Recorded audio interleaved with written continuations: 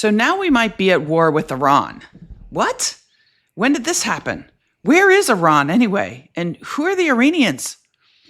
I'm going to spend the next several small batch videos talking about this so you have a better understanding of how we got here. So grab some coffee or whiskey and we'll start. I'll talk about this country that's called Iran, that Israel just attacked, why Iran might want a nuclear bomb, what they would need to gain such a capability, how Trump's reckless foreign policy decisions in his first term helped lead the region into the war that we see today, where things stand right now, and finally, what I'm worried about regarding the United States in this conflict. So, where is the country of Iran and who lives there?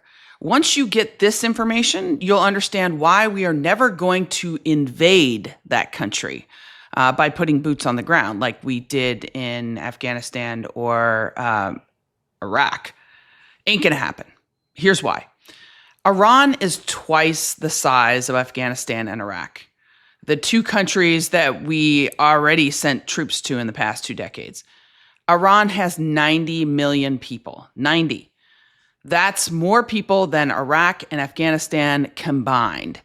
But the main reason no one is going to be invading on the ground in Iran is that unlike its very flat neighbor, Iraq, Iran is very mountainous. And that would make it hard for any army to invade it. If you look at a map, Iran is located sort of in the middle of everything. Its people are protected by deserts, mountains, and the sea. Also, it's really important when we all start talking about Iran that we distinguish between the Iranian regime, which is the ruling government and military there, and the Iranian people. The regime is very repressive and authoritarian. And many of the people who live there can't stand the regime just as much as America can't stand the regime. So now Iran, like America, is ethnically and religiously diverse. Ethnically more so. 60% of the population there are Persians, 7% Kurdish, 15% Azeris. That's like the ethnic group that rules in Azerbaijan in the northwest. So you also have minorities in Iran of Arabs and Baluchis. Interestingly, the Arab population is in the southwest of Iran. That's right where all the oil fields are located. The Baluchis tend to reside near the borders with Afghanistan and Pakistan, closer to where that ethnic group lives. So anyway, Iran is also religiously somewhat diverse. 87% of the population do consider themselves Shia Muslim. Now, Shia Muslim religion is not the same as Sunni Muslim that you might find in Saudi Arabia.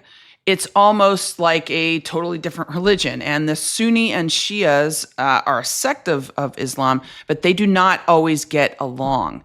In fact, many times they are in violent conflict with each other. Sunni Muslims comprise 11% of Iran's population. And there are other minorities as well in Iran. Christians are there too. They comprise about 1% of the population. And that may not seem like a lot, but that's 900,000 people, 900,000 Christians in Iran. So now, most of the people in that country speak the language Farsi. But again, there's lots of minorities. The economy there is heavily reliant on, you guessed it, oil and natural gas, and that can make things volatile for the people there.